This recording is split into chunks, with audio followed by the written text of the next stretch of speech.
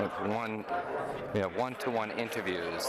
So, Mr. Smith, as SolarReserve, you're one of the American companies looking at using the Power Africa initiative to do business in Africa.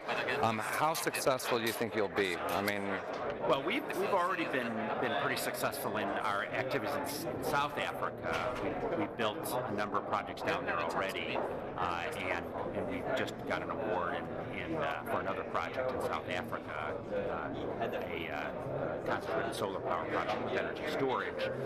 But we are then expanding into other markets that are part of the Power Africa program, including looking at things in Nigeria and Ghana and Ethiopia and some of the other markets.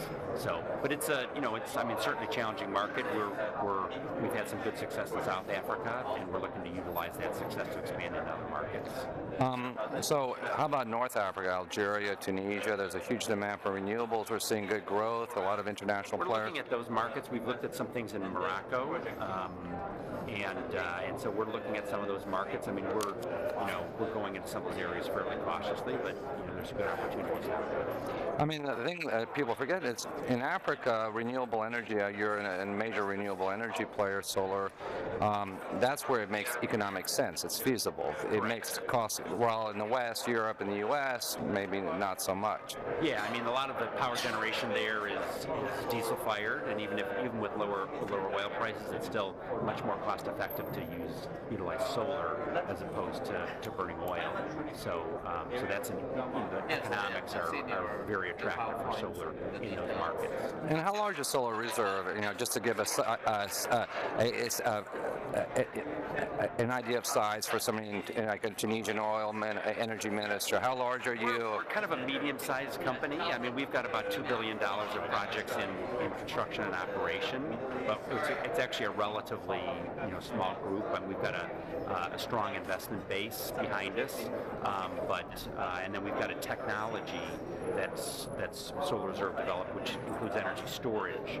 So our project that we just got awarded in South Africa has 12 hours of energy storage. We can actually provide 24-hour-a-day solutions on solar, provide baseload power for solar.